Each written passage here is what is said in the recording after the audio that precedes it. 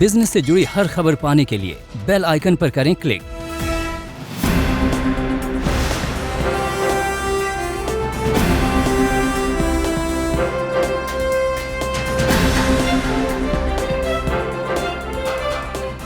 Real estate sector के लिए इस बार के बजट में खास ऐलान नहीं हुए हैं, लेकिन पीएम आवास योजना के तहत 80 लाख नए घर बनाने के ऐलान के साथ ही इंफ्रास्ट्रक्चर पर जिस तरह से दिल खोलकर खर्च करने की बात कही गई है, उससे आखिरकार रियल एस्टेट सेक्टर को भरपूर फायदा मिलने की उम्मीद है। 80 lakh houses will be completed for the identified eligible beneficiaries of the PM Awas Yojana, both rural and urban. 48,000 crores is allotted for this purpose. The central government will work with the state governments for reduction of time required for all land and construction related approvals. जाहिर है जब ये घर बनेंगे तो construction sector को काफी काम मिलेगा, लेकिन सबसे बड़ा फायदा इंफ्रास्ट्रक्चर पर निवेशक के साथ ही कैपिटल एक्सपेंडिचर बढ़ने से होगा, क्योंकि इससे शहरों, सड़कों और पोर्ट समेत हर जगह विकास होगा, जिससे घरों की डिमांड बढ़ेगी और रियल एस्टेट सेक्टर को नए घरों की डिमांड में तेजी नजर आएगी।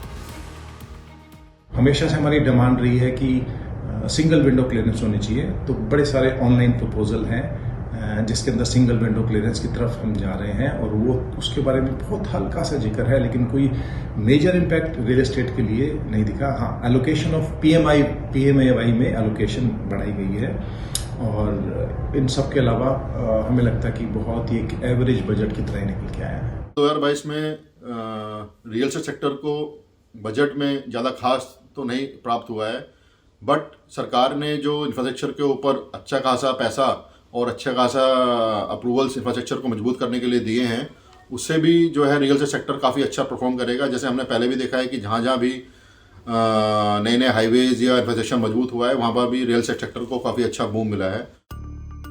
इसके अलावा जमीन की रजिस्ट्री के रिकॉर्ड को डिजिटल करके यूनिक आईडी बनाकर फ्रॉड से बचने की सरकार की योजना भी रियल एस्टेट में ज्यादा पारदर्शिता लाएगी।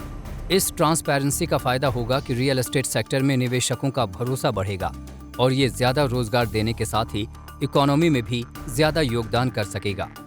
दरअसल कृषि क्षेत्र के बाद रियल एस्टेट सेक्टर दूसरा सबसे बड़ा रोजगार देने वाला क्षेत्र है।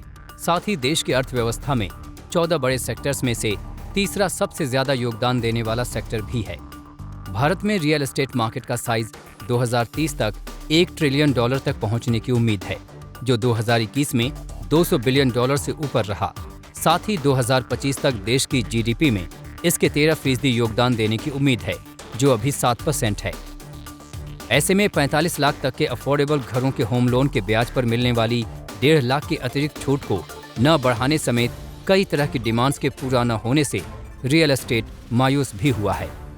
रियल एस्टेट सेक्टर को काफी उम्मीद थी इस बार के बजट से, specially because of Omicron and the third wave of Covid, but इतना स्टिमुलस, इतना जो पैकेजेस रियल एस्टेट को मिलना चाहिए था, रिलीफ मिलना चाहिए था, वो नहीं मिला है। तो वो देख के थोड़ी सी निराशा रियल एस्टेट प्लेयर्स को आई एम श्योर जरूर होगी।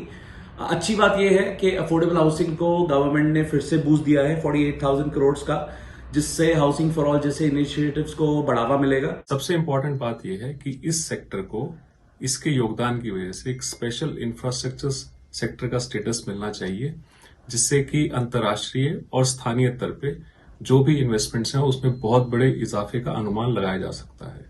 दूसरी सबसे बड़ी जो जरूरत है इस सेक्टर की, वो जीएसटी से संबंधित है। उसमें बहुत क्लियर है कि जीएसटी रेट्स को रिड्यूस करना चाहिए अथवा जीएसटी एग्जम्प्ट कर देना चाहिए निर्माणाधीन इमारतों को। हालांकि अगर इंफ्रास्ट्रक्चर में विकास से घरों की डिमांड्स बढ़ती है तो फिर से सेक्टर बिना किसी मदद के खुद से अपने पैरों पर खड़ा हो सकता है। आदित्य के राणा, आज तक। वीडियो पसंद आया तो हमें लाइक, कमेंट, शेयर और सब्सक्राइब जरूर करें।